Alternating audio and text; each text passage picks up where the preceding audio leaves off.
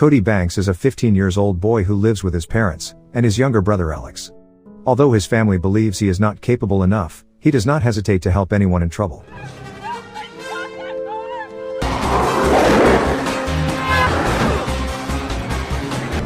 Unlock the door!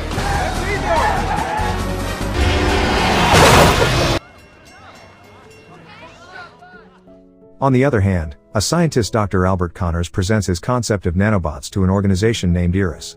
After knowing their potential to destroy any carbon or silicon-based compounds, Iris head Brinkman, along with his assistant Francois Moe, orders Connors to program the nanobots within 10 days so they can be used to infiltrate any system. Dr. Albert Connors' research is brought under the light in a CIA meeting in Seattle, where the director briefs his team about Connors' association with Iris, and his expertise with nanotechnology, especially nanobots that can be programmed to destroy any defense system in the world. To cater to the potential threats of the nanobots, the CIA plans to find and restrain Dr. Albert Connors, but it's not an easy task. The team has explained that Connors mostly remains isolated and his daughter Natalie is the only way to get to him. As Iris is aware of the CIA agents, the agency must find a new face to take on the mission. Director briefs about CIA's agent development program, which is used to recruit teenagers, who are later trained to fulfill the agency's requirements, and reveals Cody Banks as their best find of the year. As he admires Cody's skills, Cody is bullied by his schoolmates for being delicate. During one of these bullying sessions, Cody is approached by a lady named Veronica Miles, who tells him about his selection as a junior agent with the CIA. She takes him to the headquarters, where he is given his first assignment to get close to Natalie, to get information about her father and Iris. Veronica tells him that Natalie's 16th birthday is coming up in a few days, and Connors will be throwing a party for her. She asks Cody to make sure he gets invited to the party. Although Cody seems hesitant to take on his first assignment, but assures them he can handle the case. After the meeting, he is given necessary equipment, including a virtual imaging device, a cell phone, a watch, and a lot of cash that can help him during the mission. After his visit to the headquarters, Cody returns home and tells his parents about going to the prep school, William Donovan Institute, on scholarship. Although his parents do not believe him, Veronica comes over pretending to be a school representative and convinces them to let him go. After getting the necessary instructions from Veronica, Cody joins the new institute, enrolling in every class Natalie attends. He spots her in the chemistry lab and tries to talk to her, but is interrupted by a group of boys who snatch his watch. Cody tricks them into pressing the specific button on the watch that electrocutes them, and they are forced to return it to him. Won't touch that silver button right there. That silver button. Yeah, just silver He tries to talk to Natalie, but cannot do it, as he has never talked to a girl before. After a few failed attempts, he eventually starts a conversation during a driving test at school.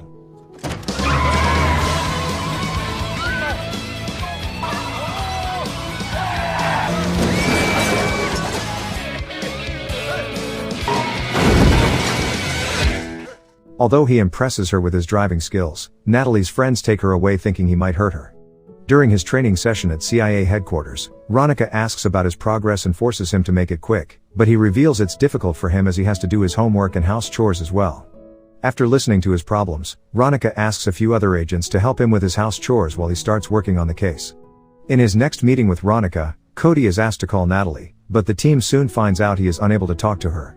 He is taken to the headquarters again, where a team of experts teach him how to talk to a girl, but their efforts don't seem very effective. The next day at school, Cody gets a chance to break the ice, when he saves Natalie as she falls off the ladder while hanging a banner on the wall. Where did you come from? He takes her to the hospital where she starts talking to him. She thanks him for his help and invites him to her birthday party, so Cody succeeds in the first step of the mission. While taking him to the party, Veronica again explains the rules and asks him to keep a low profile so no one can suspect him, as Iris agents might be there as well. After taking the car from her, he gets to Natalie's house, where he is stopped at the gate but makes his way in. He spots Dr. Connors at the party, but directly goes to Natalie and gives her a necklace as her birthday present. Soon, Cody spots Mr. Brinkman join Connors, as they head towards a secret room. He explains the situation to Veronica, who advises him to wait, but he decides to go down to the secret room. He sneaks into the room through the roof and spots them discussing the nanobots that can be used to destroy any defense system. Connors does not agree with Brinkman's agenda and refuses to work on it, but he threatens him to comply. As they leave the lab, Cody gets inside and steals one of the ice cubes with the nanobots inside and hides it in his shoe, but it starts melting and he discards his shoes. As the safety alarms start beeping, Mole and Brinkman return to the lab, but Cody successfully makes his way out while hiding from them. He gets back to the car, but is interrupted by the bullies who take him back to the party. As they try to throw him into the pool, he starts fighting against them and beats them all. His fighting skills alarm Mole and he quickly recognizes he is working with the CIA. Although everyone at the party admires him, the situation gets worse for him as the incident makes it to the school newspaper. Ronica informs him he won't be able to continue the mission as he has blown his cover. He is asked to go back to the academy, but stay away from Natalie. He argues with Ronica as he does not want to leave, but she takes his badge back, informing him she can't do anything for him. At the Iris Thermo lab, Brinkman asks Connors to speed up his work, but he reveals he won't let them use his technology for destruction. Brinkman orders Mole to kidnap his daughter. Meanwhile, Natalie comes over to Cody's house, but he sneaks her out from the back door after spotting the CIA agents outside the house. He takes her to a cafe and tries to explain everything, but they are interrupted by Mole, who attacks them. Cody asks Natalie to run away while he fights against them, but Mole and his henchmen kidnap her before knocking him down. Ronica and her team rescue him and take him back to the headquarters, where he tells them about Natalie's abduction. She assures him they will find her. He asks her to let him help them on the mission, but Ronica reveals he is not allowed to continue anymore. To his disappointment, she asks him to leave and resume his life as it was before joining the CIA and says goodbye to him. Upset by the situation, he comes back home, where his mother grounds him for being late. He gets back to his room, where he finds Alex playing with his devices. After Alex accidentally turns on the phone, Cody tells him about working with the CIA. While talking to him, Cody spots a red spot on the phone and realizes it's showing Natalie's location through a device in her necklace. He tries to call Ronica to inform her about it, but cannot reach her as his call is not transferred to her, nor is he allowed to talk to any other agents. After finding no other way, he bribes Alex with the money he got from the agency and asks him to make sure no one knows about his absence from the house. After arriving at the headquarters again, he steals the car and other equipment and begins his solo journey to help Natalie. I'm worried about Cody. Ronica tells the director about Cody's recent activity, but he scolds her for not keeping him away from the mission and asks her to find him, otherwise she might lose her job as well. On the other hand, Cody makes his way to the Cascade Mountains where they are holding Natalie and continues his journey with the help of snowboards, but security guards stop him from going forward.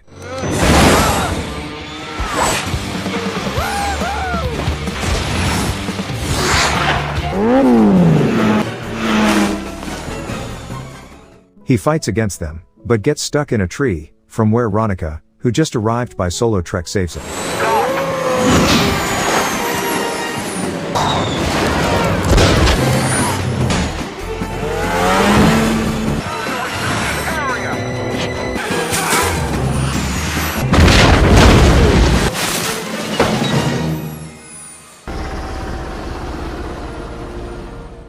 He thinks she is here to take him back, but she assures him she will help him find Natalie and he agrees to go with her. They infiltrate the secret facility and make their way forward while hiding from the security. At the facility, Cody finds out the bots are kept in ice cubes, as they are inactive in the frozen state and that's why they melted his shoe earlier. Soon, he spots Natalie in a secret room and rushes inside to help her out. He asks her to go with him, but she starts arguing with him.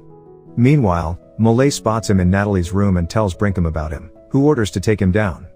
In the room, Cody explains everything to her and says getting to know her was his first assignment being a member of the CIA. She thinks he only did it for his job, but Cody reveals he started developing feelings for her. Soon, Ronica interrupts the discussion and asks them to leave before anyone gets to them. She takes them with her, but they are attacked by Mole and his team.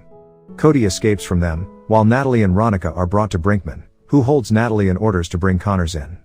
When Connors arrives, Brinkman puts an ice cube with nanobots on Natalie's face and threatens to attack her if he does not program the bots as per his instructions. After finding no other way, Connors gets to work, while Cody shows up and asks Brinkman to let her go. As he does not pay attention to him, Cody sets off the explosives Ronica planted earlier, and Natalie frees herself from Brinkman and slides the ice cube down his throat. Cody, do it!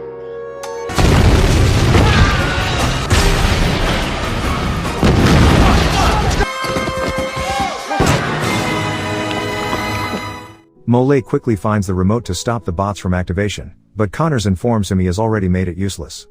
They take Mole down, while the bots start devouring him from inside out. The ice cubes start melting, while Cody and Ronica save Connors and Natalie, right before the lab starts coming down. They get into the helicopter to fly out of the lab, but the doors get jammed. As bots start destroying everything in the lab, Cody jumps out and throws some ice cubes on the door. Ronica flies the helicopter out of the lab, but Cody is attacked by Mole again. He fights against him and ties him to a solo trek, while programming it to fly back to the CIA headquarters.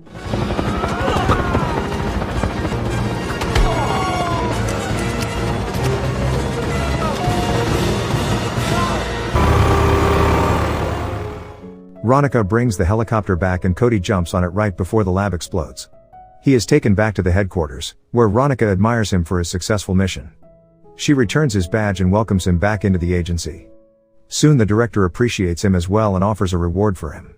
Cody requests him to help with Natalie's driving license, which she eventually gets, and he takes her out. They go to the beach, where Ronica tries to call him, but Cody dismisses the call and kisses Natalie.